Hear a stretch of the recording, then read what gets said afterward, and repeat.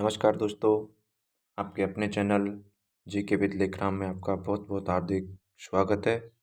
आज हम राजस्थान के टॉप मोस्ट क्वेश्चनों पर चर्चा करेंगे। तो आइए हम देखते हैं अपना फर्स्ट क्वेश्चन। राजस्थान के राज्य कवि हैं सूर्यमल मिश्रण, ए, ऑप्शन बी कविराज श्यामल दास, option C Munshi Devi Prasad, option D Gokul Verma. तो आपका राइट आंसर होगा ऑप्शन नंबर ए सूर्यमल मिश्रण। देखो, सूर्यमल मिश्रण का जन्म हरना गांव में हुआ था। बूंदी के गांव था हरना गांव, उसमें सूर्यमल मिश्रण का जन्म होता है। कहाँ पे होता है? हरना गांव में। हरना गांव में होता है और यह राजस्थान के राज्य कवि थे। और यह बूंदी के शासक महाराज राम सिंह के दरबारी थे। किसके दरबारी थे? राम सिंह के दरबारी थे। बूंदी के शासक महाराज राम सिंह के दरबारी थे। बूंदी के महाराज राम सिंह के दरबारी थे।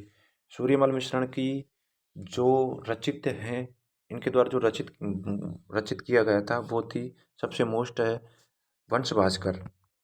वंश भास्कर सबसे मोस्ट कौन सी है? वंश भास्कर। दूसरी है राम रंजाट। दूसरी है राम रंजाट। राम रंजाट। दूसरी राम रंजाट। तीसरी है वह है वीर सतसई। वीर सतसई। और वीर सतसई में ही 1857 की क्रांति का वर्णन मिलता है। वीर सतसई में 1857 की क्रांति का वर्णन मिलता है। चौथे नंबर पर है बलवंत विलास। कौन सी है? बलवंत विलास। बलवंत विलास। और पांचवें नंबर पर है इनकी छंदमयूख।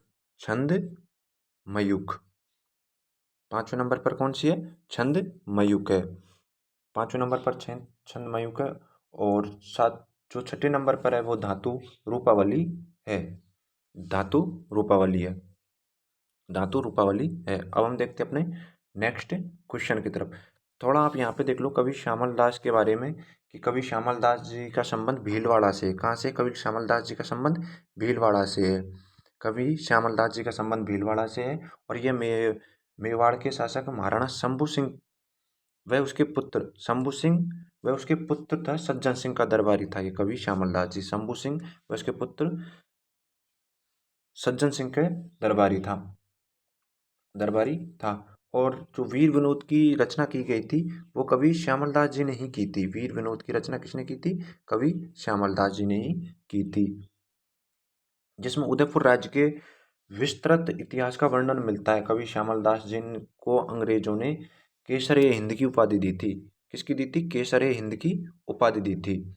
अब हम अपने नेक्स्ट क्वेश्चन पे चलते हैं, क्वेश्चन नंबर 2 पर। क्वेश्चन नंबर 2 पर चलते हैं हम।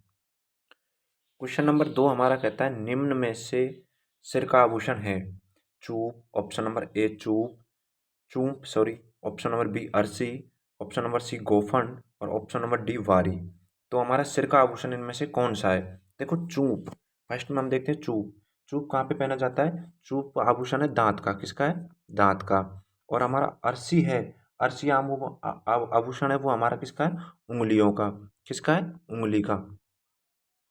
गोफन है और वारी हमारा आभूषण है। किसका है वो? वारी हमारा आभूषण है नाक का। किसका है? नाक का। तो इसमें ऑप्शन नंबर क्या होगा? Right, option number C. ये किसका आभूषण है? सिर का आभूषण है गोफन। किसका आभूषण है? सिर का आभूषण है। देखो, चूप चूप हमारा दांत का आभूषण है, अरसी हमारी उंगली का है और गोफन हमारा सिर का है और वारी हमारा नाक का है। तो इसका राइट आंसर क्या होगा? ऑप्शन नंबर सी गोफन। अब हम नेक्स्ट क्वेश्चन पर चलते हैं, क्वेश्चन नंबर 3 पर। क्वेश्चन नंबर 3 पर चलते हैं। पुष्य हवेली है तो देखो पुष्य हवेली कहाँ पर स्थित है? Option number A Jaipur, option number B Jodhpur, option number C Jaisalmer, option number D Udaipur. तो पुष्य हवेली कहाँ पर स्थित है? पुष्य हवेली स्थित है ऑप्शन नंबर बी जोधपुर में। कहाँ पर स्थित है? ऑप्शन नंबर बी जोधपुर में। नेक्स्ट क्वेश्चन चलते हैं क्वेश्चन नंबर 4 पर। क्वेश्चन नंबर 4 पर चलते हैं अब हम। क्वेश्चन नंबर 4 क्या कहता है? एक थम्बिया महल स्थित है। एक थम्बिया महल कहाँ पे स्थित है? किस जिले में स्थित है एक थम्बिया महल? ऑप्शन नंबर ए जयपुर में, ऑप्शन नंबर बी अजमेर में, ऑप्शन नंबर सी जोधपुर में, ऑप्शन नंबर डी उदयपुर में। तो इसका राइट आंसर क्या होगा? Option number C. कहाँ पर एक थम्बिया महल? जोधपुर में स्थित है। कहाँ पर स्थित है? जोधपुर में स्थित है। क्वेश्चन नंबर क्वेश्चन नंबर पाँचवा क्या कहता है, आगे चलते हैं। क्वेश्चन नंबर पाँचवा, गढ़ भवन पैलेस किस जिले में स्थित है? गढ़ भवन पैलेस किस जिले में स्थित है? देखो, ऑप्शन नंबर ए है आपका झालावाड़ा में, ऑप्शन नंबर बी है जोधपुर में, ऑप्शन नंबर सी है बीकानेर, ऑप्शन नंबर डी है कोटा। तो गढ़ भवन पैलेस कहाँ पे स्थित है? गढ़ भवन पैलेस स्थित है झालावाड़ा में। ऑप्शन नंबर ए राइट होगा। क्या राइट होगा? ऑप्शन नंबर ए राइट होगा। क्वेश्चन नंबर छठा, क्वेश्चन नंबर छठे पे चलते हैं। क्वेश्चन नंबर छठा क्या कहता है, महारानियों की छतरी किस जिले में स्थित है? महारानियों की छतरी किस जिले में स्थित है? राजसमंद में स्थित है, ऑप्शन नंबर बी उदयपुर में स्थित है, ऑप्शन नंबर सी फलौदी में स्थित है, option number D Jodhpur Jaipur में स्थित है। बताओ महारानियों की छतरी कहाँ पे स्थित है दोस्तों? तो महारानियों की छतरी स्थित है ऑप्शन नंबर डी जयपुर में स्थित है। कहाँ पर स्थित है? जयपुर में स्थित है। तो हमारा राइट आंसर क्या होगा? Option number D. अगला क्वेश्चन चलते हैं क्वेश्चन नंबर सातवां पे। क्वेश्चन नंबर सातवां क्या कहता है, सर्वाधिक जनसंख्या घनत्व वाला भौतिक प्रदेश है। तो सर्वाधिक जनसंख्या घनत्व किस भौतिक प्रदेश में है? और न्यूनतम जनसंख्या घनत्व आप कमेंट करके बताइए, न्यूनतम जनसंख्या घनत्व वाला भौतिक प्रदेश कौन सा है? और सर्वाधिक वाला तो क्वेश्चन नंबर है ही, हमारा क्वेश्चन है ही है। तो सर्वाधिक जनसंख्या घनत्व वाला कौन सा है? तो ऑप्शन है आपके सामने, ऑप्शन नंबर ए उत्तरी पश्चिमी रेतीला मैदान, ऑप्शन नंबर बी अरावली पर्वतीय प्रदेश, ऑप्शन नंबर सी पूर्वी का मैदान, और ऑप्शन नंबर डी हाड़ौती का पठारी भाग। तो बताओ आपका सर्वाधिक जनसंख्या घनत्व वाला भौतिक प्रदेश कौन सा है? देखो ऑप्शन नंबर ए में तो क्या है कि सर्वाधिक जनसंख्या है, और सर्वाधिक की इसका क्या है, क्षेत्रफल भी है, अरावली पर्वतमाला। तो आपका ऑप्शन नंबर राइट ऑप्शन कौन सा होगा? ऑप्शन नंबर सी पूर्वी का मैदान। तो कितनी जनसंख्या मिलती है यहाँ पर? जनसंख्या घनत्व कितना है यहाँ पर? सर्वाधिक जनसंख्या घनत्व पूर्वी का मैदान पर है। नेक्स्ट क्वेश्चन पर चलते हैं, क्वेश्चन नंबर 8 पर। क्वेश्चन नंबर 8 क्या कहता है? क्वेश्चन नंबर 8, हमारा क्वेश्चन नंबर 8 को क्या कहता है, आबू पर्वत की औसतन ऊंचाई कितनी है? तो आबू पर्वत की औसतन ऊंचाई कितनी है? आप कमेंट करके बताइए कि आबू पर्वत किस जिले में स्थित है। आप कमेंट करके बताइए कि आबू पर्वत किस जिले में स्थित है। तो हमारे ऑप्शन है आपके, option number A 1350 metre, option number B 1750 metre, option number C 1200 metre, option number D 1001 metre. तो आपका राइट आंसर क्या होगा? राइट आंसर होगा आपका option number C 1200 metre. Abu पर्वत की टोटल ऊंचाई कितनी है? 1200 मीटर। ठीक है दोस्तों, अब आप कमेंट करके बताइए कि आबू पर्वत किस जिले में स्थित है। आपको पता होगा तो आप कमेंट करके जरूर बताइए। नेक्स्ट क्वेश्चन पे देखते हैं, question number 9। Question number 9, Rajasthan का, सॉरी इसमें थोड़ा मिसप्रिंट हो गया, राजस्थान का सबसे ऊंचा पठार आता, सबसे ऊंचा पठार आता कौन सा था? सबसे ऊंचा पठार आता। तो राजस्थान का सबसे ऊंचा पठार कौन सा है? तो आपका ऑप्शन नंबर ए है भौराट का पठार, ऑप्शन नंबर बी है लसाड़िया का पठार, ऑप्शन नंबर सी है उड़िया का पठार, और ऑप्शन नंबर डी है आबू का पठार। अभी अभी हमने नेक्स्ट क्वेश्चन में किया था कि आबू का पठार किस राज्य में, किस जिले में स्थित है। तो राजस्थान का सबसे ऊंचा पठार है वो कौन सा होगा? ऑप्शन नंबर सी उड़िया का पठार। ये कहाँ पर स्थित है उड़िया का पठार? आपको पता है उड़िया का पठार सिरोही जिले में स्थित है। कहाँ पर स्थित है? सिरोही जिले में स्थित है। इसकी कुल ऊंचाई कितनी है? 1360 मीटर ऊंचा है। कितना मीटर ऊंचा है? 1360 मीटर।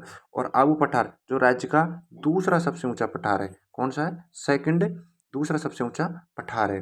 देखो भौराट का पठार की बात करते हैं तो ये गोगुंदा जो उदयपुर में पड़ता है, गोगुंदा से कुंभलगढ़ राजसमंद के बीच में स्थित है। और इस भौराट के पठार की सबसे ऊंची चोटी कौन सी है? जरगा की चोटी। कौन सी है? जरगा की चोटी। सबसे ऊंची चोटी कौन सी है? जरगा की चोटी। हम बात करते हैं अब लसाड़िया का पठार। लसाड़िया का पठार कहाँ से कहाँ तक है? जयसंबंध झील के चारों ओर फैला हुआ, कटा फटा भाग नहीं है जयसंबंध झील की, जैसे सपोजिंग करो ये जयसंबंध झील है, इसके चारों ओर कटा फटा भाग है ये, वो लसाड़िया का पठार है। तो राज्य का सबसे ऊंचा पठार कौन सा है? उड़िया का पठार। और दूसरा सबसे ऊंचा पठार कौन सा है? आबू पठार है। अभी हमने आबू पठार की बात की थी 1200 मीटर वाले की। क्वेश्चन नंबर 10वें पे चलते हैं। अगला क्वेश्चन हमारा 10वां क्या कहता है? क्वेश्चन नंबर 10वें चलते हैं कि अपनी परियोजना किस देश की सहायता से शुरू की गई थी? जो अपनी परियोजना है वो किस देश की, अपनी परियोजना है किस देश की सहायता से शुरू की गई थी? ए ब्रिटेन, बी जर्मनी, सी रूस और डी जापान। तो अपनी परियोजना जो हमारे सिक्योरिटी क्षेत्र है चूरू, सीकर, झुंझुनू, इनमें क्या है, पेयजल सुविधा उपलब्ध कराने के लिए यह योजना शुरू की गई थी। तो यह योजना किस देश की सहायता से की गई थी? प्रेजेंट उस देश ने सहायता देने से बंद कर दिया है, वो जर्मनी के सहयोग से की गई थी? किसके संयोग से? जर्मनी के संयोग से शुरू की गई थी। क्वेश्चन नंबर 11वां। नेक्स्ट क्वेश्चन पे देखते हैं हम। हमारा नेक्स्ट क्वेश्चन क्या है? अमृता देवी स्मृति पुरस्कार की शुरुआत कब की गई थी? तो ये क्या है कि क्वेश्चन बहुत बार पूछ लिया, हर एग्जाम में पूछते हैं कि अमृता देवी स्मृति पुरस्कार की शुरुआत कब की गई थी? कब की गई थी?